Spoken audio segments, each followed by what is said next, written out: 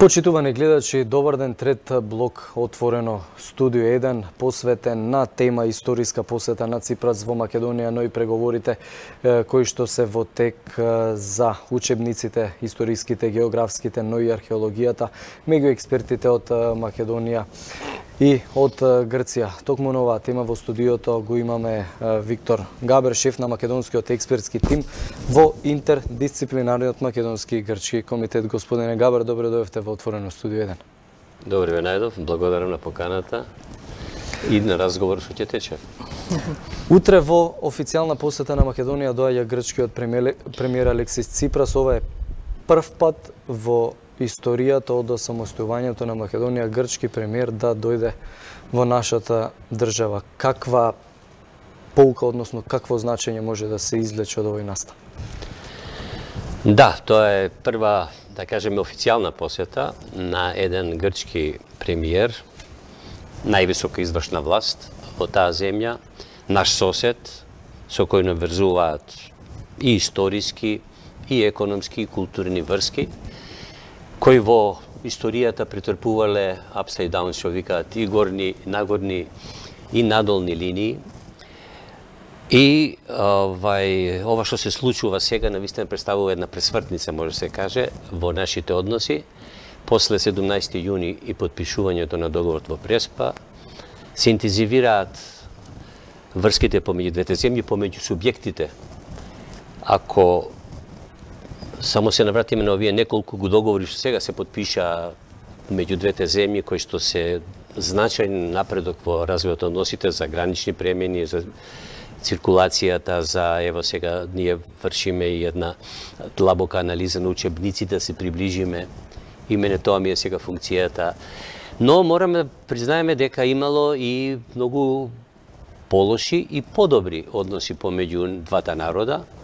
Независно што едниот народ, македонскиот, бил во рамките на Федерацијата на јужнословенските народи. Например, има една посета на грчкиот крал во Скопје 50-тите години, минувајќи низ Скопје, се симнува и разговара со нашите луѓе. Има отварање на малограничен промет во историјата познат, каде што местното население во покрајничните области соработувало, си ги обработувало своите ниви.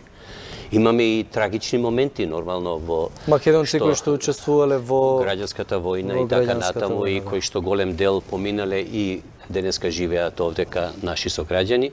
Така да, историјата имала и вакви и такви односи кои што оставиле траги во нашите односи. Не е едноставно да се каже дека ова што се случува не е пресвртница. А пресвртницата мора да се гледа низ еден историски контекст, низ еден процес.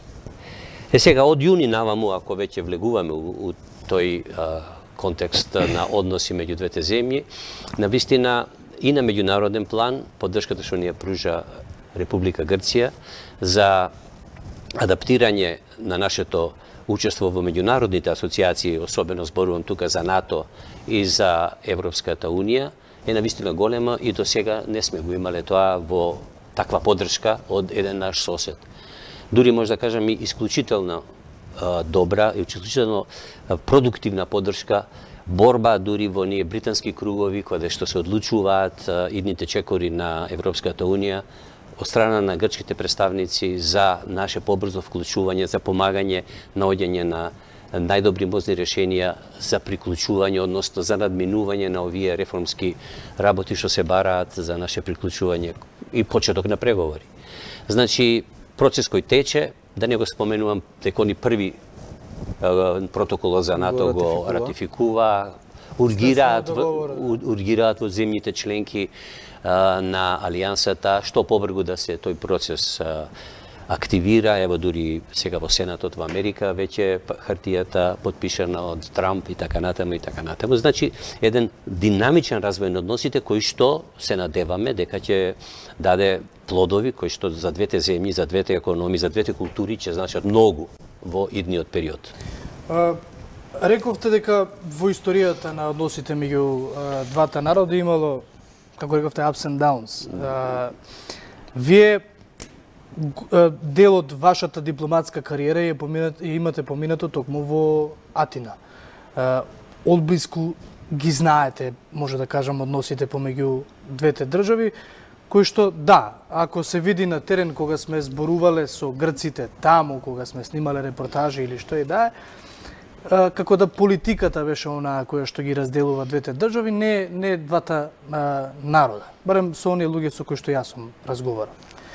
Колку овој однос помеѓу Зоран Заев и Алексис Ципрас беше клучен, тоа нивно пријателство, може да го наречеме, гледајќи низ медиумите како се однесуваат двајцата, е клучно токму за оваа, сега да ја наречем, историска посета на Ципрас? Да, секако, видите, за да се, повторно ќе кажам, да има пресврт во одредени односи помеѓу земји, бидејќи видите на меѓународен план се два субјекти. Субјектите се равноправни. Ќе рече формално, едни се појаки, другите послаби, другите напред отишле порано формирале свој, да кажам, лоби групи во светот, во меѓународните организации, тоа е точно. Таму силата игра голема улога, нормално, економската сила пред се, али и другите сили. Да не беше таа економска сила, Грција можеби не знаеме како. Но видите, ова што го направија тие два, да кажем, лидери кои што во моментот се најдоа на чело на своите влади, представува значи еден неопходен услов. Но мора се каже дека покрај тој услов лидерскиот постои временски. Геополитиката тука игра многу важна улога. Треба тие нивни односи кои што одат заедно со нивната идеологија, со нивниот прогрес, со нивната визија за како да ги развиваат своите земји, мора да постои овој геополитички, да кажам, атмосфера геополитичка која што ќе дозволи да нивните идеи и желби ги пласираат на своите народи. А би рекле ли дека самите ја создадоа таа? Они ја создадоа по тоа што такви се као луѓе, такви се као политичари, такви се како образование, култура нивна внатрешна, знаете. Да, бидејќи знаеме дека лидерите мора да ги имаат овие квалитети за да може да влезат во еден равноправен однос со другиот партнер. Но мора да има една поширока, значи временскиот момент е многу важен, геополитичкиот временски момент. И затоа можеме да кажеме дека се погодија тие два фактори и затоа дојдовме до ова што представува Преспа. Тука ќе речете дека цели екипи од Министерството на надворешни работи, нивното, нашето, имате меѓународни влијанија кои што сакаат да се постигне тој договор, да се затвори еден круг на земји безбедни во јужното крило на НАТО, сега да бидеме искрени. Разбирате? И сето тоа кој ќе го вклопите и овие два фактори, значи временскиот и лидерскиот, доаѓа до израз и имаме ваков резултат. А и двајцата се соочија со исти остри критики од опозицијата и во Грција и во Македонија. Видите, секогаш такви критики ќе има. Затоа што тешко се во јавноста, посебно, генерално зборувам за јавноста, тешко се прифаќаат нови работи. Новите работи секогаш се и во фамилијата. Разбирате? Ајде да купиме нова кола.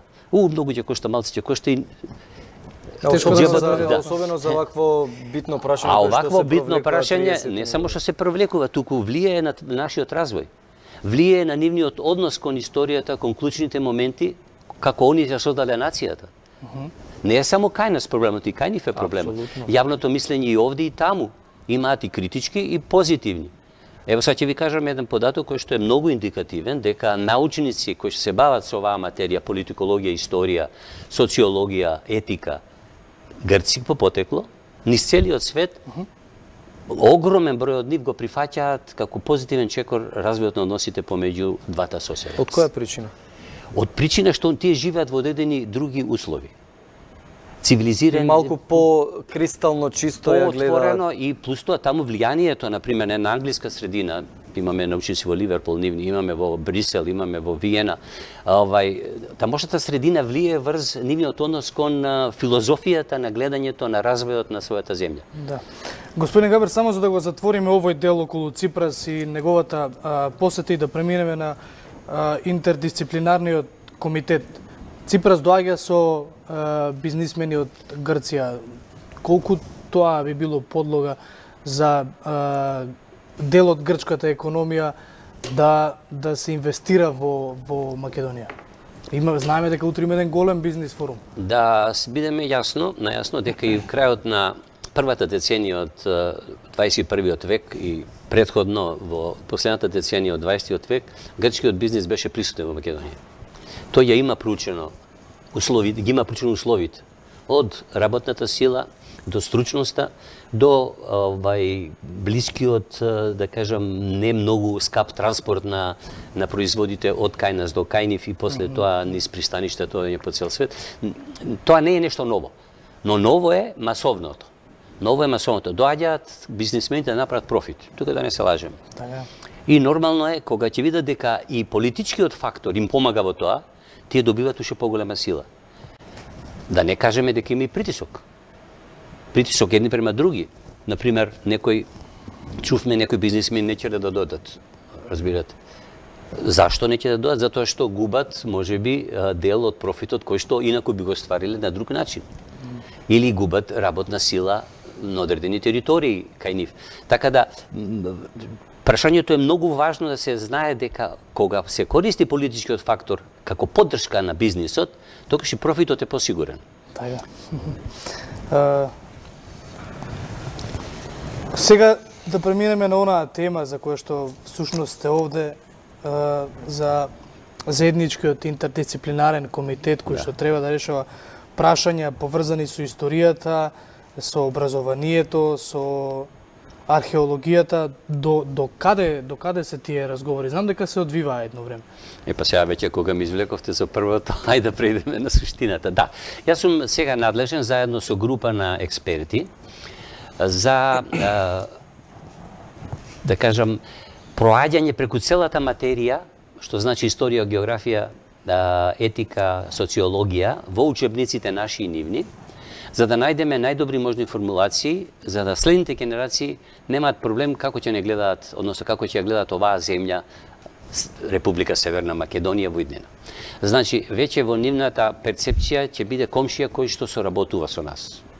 Односно, ние, она што го имавме како наследство, не можеме да одиме во Грција, имаме визи, има ограничување, да тоа пополека од генерациите го тргнеме, да се отворат сите можни патишта на соработка, а особено преку учебниците да не се оној анимозитет што го велиме кај учениците да не се поттикнува. Зошто? Затоа што тука ги градиме нашите идни генерации. Низ учебниците во основно и средно образование, бидејќи тие се во надлежност на државата, која што ги оформува програмите. Значи, идеологијата, да кажам, во образованието е кај државата, бидејќи тие се средно и основно образование задолжителни, не? И системот мора да функционира на начин кој што политиката смета дека е најпогоден. Со Преспанскиот договор сметале, оние што преговарале, сметале да тука треба да се ичисти тоа поле на анимозитети. Значи, тешки термини, омрази, ако се појавуваат во учебниците, да се останат. Ако има некои тешки периоди, кој што знаеме дека има меѓу двата народа, заради разни околности, дали воени, дали послевоени и така натаму, тие како ќе се искажат, како ќе се представат. Дека едно е тие, вие ако кажете со најгрди зборови за бившиот, за минатиот непријател, тим бивши да го направиш треба позитивно во смисла дека и он имал проблеми. Ама да биде тоа во двете страни. Не можеме да кажеме дека во нашава материја која учениците ја учат, само треба да се, као што гледам у новини дека има, само ние ќе нешто адаптираме, менуваме, ускладуваме и тие исто така треба да направат. А такви работи има. Какви промени ќе претрпат историските учебници во Македонија и во Грција? Дали може сега да се даде одговор на прашање? Моментално јас не би влегол во тоа, затоа што имаат они стратегија и ние имаме стратегија како ќе го бараме тоа кај нив, односно како ќе го бараат кај нас. Уште не сме ги размениле. Но имавме два состаноци. Првиот беше да се утврдат рамките по кои што ќе работиме и тоа ги викаме ние правила за постапување. Тие правила постапување велат дека сме као равноправни две страни, можеме до кај да одиме. Вториот состанок одевме на принципите по кои што ќе работиме. Значи, формалното е прво, второ е принципите. Како ќе се третираат наставните програми. И наставните програми ќе се третираат еднакво и таму и ваму за овие работи што пред малку зборував. Значи, сега влегуваме у суштинскиот дел, каде што конкретни формулации ќе гледаме во историјата 5-то, 6-то, 7-то оделение и така натаму, социологија после средно. Значи, ние имаме наш концепт, нормално, нашата екипа е составена од доста еминентни и стручни луѓе. Имаме, например, двајца историчари, имаме археолог, имаме јазичар, што исто така во јазичните компоненти има доста интересни работи, као заедништво зборува. Имаме двајца политиколози и имаме еден филозоф, еден писател, господјата Кица Колбе, која што е по потекло потаму. Разбирате, она го носи тај, да кажам, квалитет на човекот таму кој што ги разбира работите многу пошироко. И незините романи фактички зборуваат за еден хуман дел од тој трагичен дел за време на тие екзодуси и слично. Свесни сте дека во Македонија прашањето со Александар Македонски е тешко прашање. Зошто? Бидејќи... А зошто е тешко, ме интересира? Затоа што половина, можеби не се половина, но има луѓе во Македонија кои што Александар Македонски го поимаат особено како човек од кој што потекнала оваа Македонија. Тоа е прашање како ќе се размислува да се решава тоа е прашање во моментот кога ќе треба да се објаснува историјата. Разбирам. Александар Македонски исто како што знам, Джингис Кан или Мајка Тереза или се личности од универзално значење. Како такво треба се третира и во нашата историја и во нивната историја. Јас комплетно се согласувам. Работава е дека во одреден период и тие и ние третманот на такви личности кои што на некој начин допираат до историјата, до чувствата, до емоциите на луѓето. Разбирате? Се преувеличува и се доведува до степен кој што те доведува во судри со другиот, кој што сака исто да го присвои. И што е нормално, мислам, тоа е психолошко човечка работа. Сега, ние се наоѓаме во ситуација каде што територијата на која што живееме, 37% колку е тоа, на географска Македонија, била таква која што од таа територија се изнедрило нашето име, нашиот идентитет, нашето сознание за тоа кој сме и што сме. Ние сега зборуваме јазик кој што не зборува Александар Македонски, така? Има 164, некој вика 150, има 164 збора задржани на некои надписи лево-десно по светот, и секој Александрија што ја отворил, знаете колку Александрија поставил, каде што одудараат од оние грчки зборови што он ги користел за надписи, за погребни, како се вика, плочи погребни и слично, кој што ги пишувал со големи букви и тоа на оној архаичен грчки јазик. Он ја ширал културата на старите елини, или хелини, како што викаат сега современо, он ја ширил таа култура и тоа е факт, тоа не може никој да го порекне. Сега, дали од тоа можеме да правиме етничко, кај нас национално, тоа е дискутабилно, затоа што ние зборуваме друг јазик.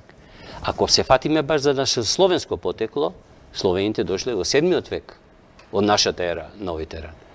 Така да, влијанието на поимот Македонија и наследството од античка Македонија во свеста на нашите луѓе останува као такво, разбирате, но дали може секој да се праша дали тоа значи дека ова што значи денеска македонска нација, која што нормално ние ја чувствуваме веќе 2-3 века колку од првите просветители, дали може тоа да се прифати како континуитет од негдека од антиката? Тоа се дубиозни прашања и се за чиста, да кажеме, научна експертиза, али не за меѓудржавни односи како што ние сега, како комисии, се обидуваме во образованието да ги вградиме на нашите нови генерации. И не во момент кога се инсталираше една целосна идеологија за тоа кој е Александар. Затоа очекувам да има политичарите такви работи ќе ги користат, но свеста за стабилен развој на односите на својата земја, за отварање на визии, за позитивни визии на развој, треба да бидат секогаш присутни. Значи, две работи се визија за развој и визија за безбедност. Тие две работи, ако ги нема политичарот кој што се впушта у вакви работи, кој што емотивно се многу јаки, мора да се признае, тогаш тој политичар треба да сноси консеквенции. А консеквенции, извинете се, не е моја тема, ама на избори се покажува кој, како, зошто и Генерацијата моја и Началовски, ние во историските учебници учевме за така наречената географска или етничка Македонија. Овој наш дел е сега 30 и нешто проценти од тоа што сме учеле дека било на времето поделено со Букурешкиот мировен договор, таа карта многу им пречи на грците, во која што го има и Пиринскиот и Егејскиот дел на Македонија и оние 1%, 2% што подпаднале под Албанија. Дали очекувате дека Грција ќе бара во македонските учебници таа карта повеќе да не се појавува? Сигурно ќе бара, но, имаме секојаш но. Затоа се овие експерти од античко време, специјалисти. Кој би бил аргументот на македонската страна? Не можам сега да кажам што ќе биде нашиот аргумент, затоа што не сме излегле да ги представиме нашите позиции, да кажеме. Не зборам за црвени линии, затоа што нема црвени линии. Во експертската анализа и во барањето на експертско решение меѓу две земји, меѓу два субјекта меѓународни, мора да знаете дека тука има одредени фази. Прво да се постави темелот, кој што го поставивме, и сега одиме на оваа фаза каде што конкретно врз основа на темелот треба да соработуваме. Зборот ми е, такви карти треба да ги објасниме кога се донесени, кој ги донел, зошто ги донел, во кое време, и да објасниме дека тоа е едно друго време. Ако Чуповскија, сега баш ако сакате, таква карта во Санкт Петерсбург, он бил под влијание на одредена царска картографија, царска наука во царска Русија и сметал дека таква може да биде. Кога викаме етничка карта, тоа е веќе дискутабилно прашање, затоа што во современата наука знаеме дека нема чисти етнички територии. Нигде во светот. Нигде. Може колку сакаат сега некои современи земји, дури во нашево окружување, да зборуваат за такви чисти, но тоа веќе не постои. Особено со овие миграциони движења. На крајот ништо ова не се единствени миграциони движења. Историјата имало преселби на народите масовни, многу помасовни од ова сега сириската трагедија или блискоисточна трагедија. Значи, треба да се третираат такви карти во времето кога настана, зошто и како настанале, кој што денеска е сосем друга ситуацијата после имање државни граници, односно ќе биде уште поинаква ситуацијата кога, како сега што не постојат формални, само постојат граници помеѓу, например, ја работев во Рим, влегуваш во кола и излегуваш во Хаг и нигдека нема граница.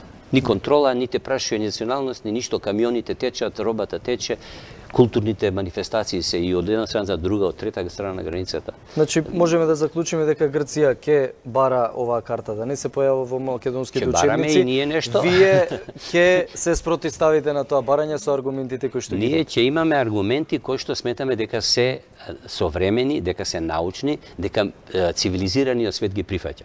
Во самиот договор, а и во она што до сега го работевме, утврдено е да принципите и целите за учебниците од Советот на Европа и од УНЕСКО бидат прифатени од двете страни. А тука нашата позиција е доста јака. Имаме уште минута две.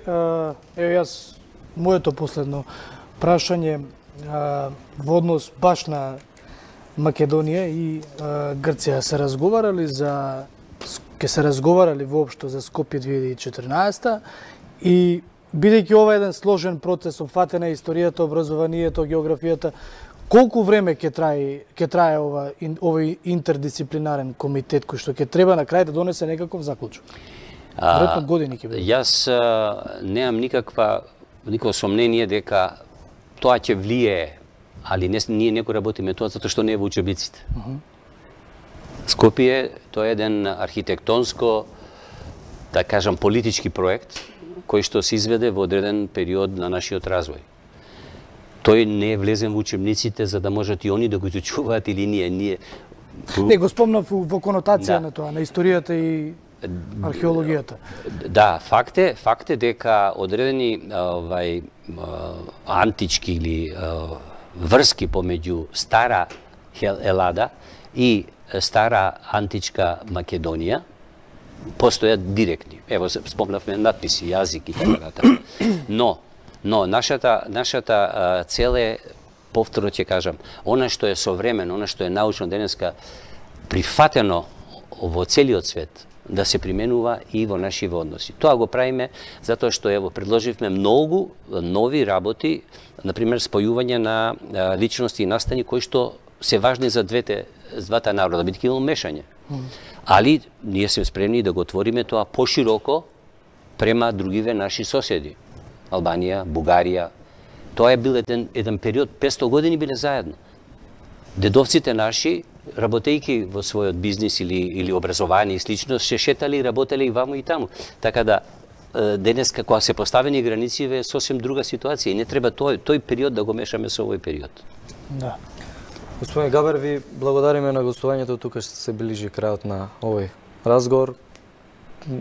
Разјаснивме некои работи кои што не беа доста јасни за јавноста или пак отворивме дилема. Во секој случај ќе го чекаме исходот од преговорите. Во меѓународни односи секогаш ќе има дилеми, бидејќи секогаш националната желба, идеја, интересите не се совпаѓаат со интересите на сите околу. Така да, фала ви на поканата и се надевам дека многу позитивни резултати ќе дојдат после оваа посета утрешна. Благодарам. А јас и колегата Антони овдека се одјавуваме. Следува забавниот дел во рамки на студиото, а потоа ве дружи Сашо Ордановски. Од нас довидување. Пријатно.